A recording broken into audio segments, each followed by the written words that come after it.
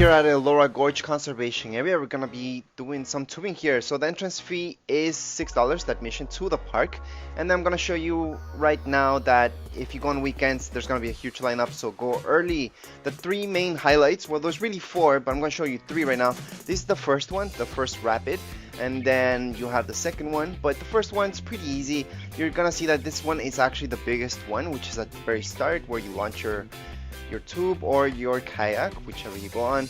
And then this is the second one. This one's underneath the bridge. It's around 5 minutes away from the first one, actually 4 minutes. And then this one's 15 minutes away from the third one, from the second one.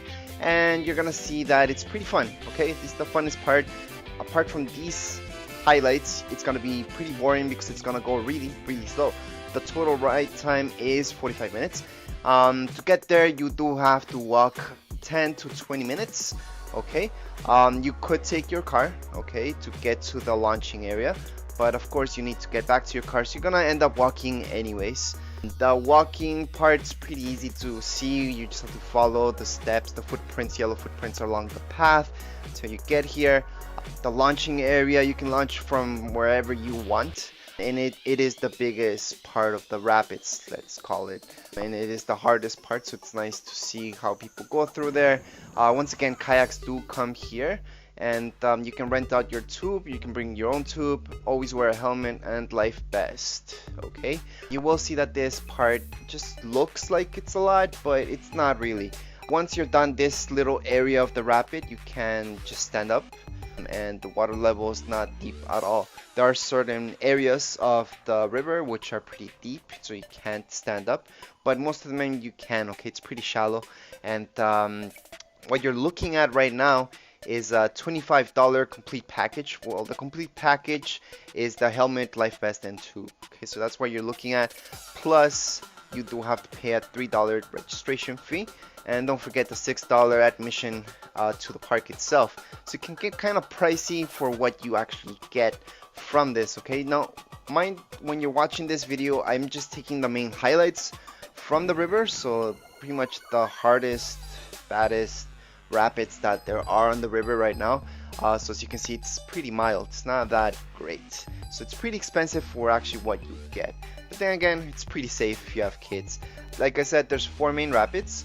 The complete package is $25. If you want to rent the tube only, that's $15. $3 registration fee. If you go throughout the weekend, okay, go really early because there's huge lineups and you will not get a tube. Okay, if you go before they open, you will get a tube. If you go 15 minutes after they open the park, you're not gonna get a tube because there's huge lineups. So on weekends, mind that. If you go throughout the week, you don't really have to worry about that. There's no huge lineups and you will get a tube for sure. So I would call before going if to see if they're sold out. If you're going on the weekend, if you want to go late, the tubes usually come back around 3 p.m. Not that they have to, people rent them out and it's for a whole day. So that's why people usually go once in the river and then they go eat and they keep the tube. So you will not get it back soon, okay? So if you're waiting the lineup for somebody to bring the tube back, you will have to wait till around 3. I did see some people coming back at 1 or 2 o'clock, but that's only some people. Most just come back at 3, and then the others just come back at 5 or 7 when they close. Okay, so there's no guarantee that you're gonna get that, so just mind that before you're going.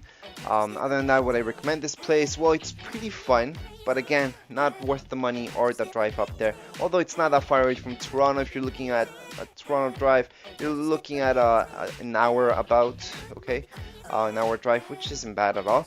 The river was pretty warm, so I did like that. The rapids, not that many, so the excitement, it's only for a couple minutes, and then you're just trying to swim, and maybe you have to get off your tube even to push it because there's parts that you get stuck.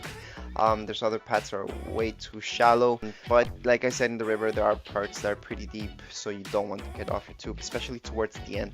At the very end of the whole trip, you guys are gonna see a bridge, okay, and it's pretty evident that you have to get off there. There's a sign that says to get off. It's shallow water there, so you can just get off your tube and walk. Okay, so you don't really have to worry about that. And again, somebody can pick you up from there. During weekends, there is a shuttle bus, so you can take that. Expect it to be going every 5 or 10 minutes. It actually takes longer, I'm not sure why. But anyways, that's it for my review. If you guys have any comments, questions, you can write them down here below in the comments area. And don't forget to subscribe and rate. Thank you.